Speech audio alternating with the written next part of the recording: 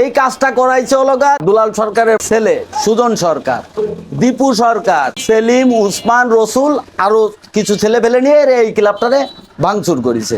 এই ক্লাবে বিভিন্ন A to Z তথ্য বা 9টা বছরের ডকুমেন্টস আমার ওই আলমারির ভিতরে, বিভিন্ন A to Z, মানে আমারে সর্বশান্ত করে দিছে।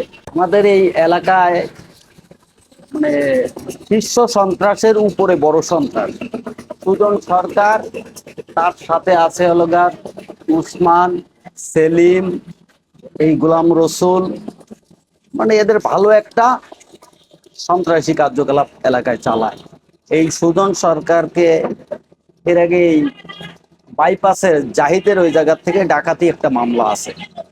এরপরে আরামঘাটা থানায় তার কাছ থেকে অস্ত্র উদ্ধার করলো।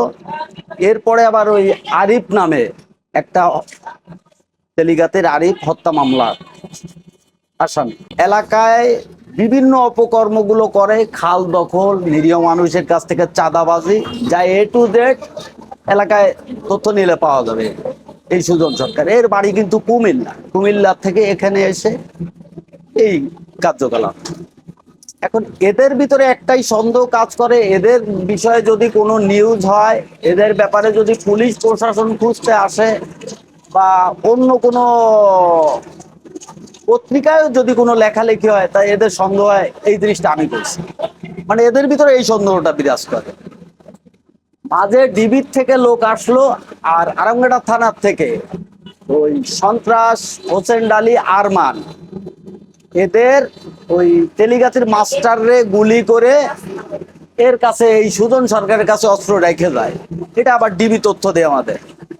যাই হোক, এরপরে ওই দিন ভোরেই আবার দৌলতপুর আমাদের আরামঘাটা থানার থেকে আর ডিবির থেকে লোক যায়, ওকে ধরে বাড়ি ঘিরে টিরে ফেলায়, ধরার পরে যাই হোক এলাকায় কিছু মহিলা আছে, মানে ওই মহিলা দিয়ে সিনসিনারি করায় জিনিসটা ধামাচাপা দেয়, আর পুলিশের আয়ত্তে নিতে পারে না।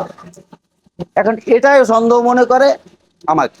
কিছু জানলাম না, শুনলাম না, হুট করে এসে এইভাবে যে এলাকার একটা প্রেস ক্লাব যদি এইভাবে ভাঙতে পারে, তাহলে আমাদের তো নিরাপত্তা নাই, আমাদের নিরাপত্তা তো কোনো প্রকারে নাই। এখানে সাংবাদিকরা একত্রিত হয়ে মানুষের ভালো মন্দ সব কিছু দেখে শুনে এটা জাতির কাছে তুলে ধরে।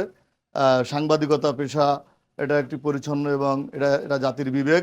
এই সাংবাদিকদের প্রতি যদি বর্তমান সময়ে এ ধরনের কর্মকাণ্ড ঘটতে পারে, তা আসলে উদ্বেগজনক।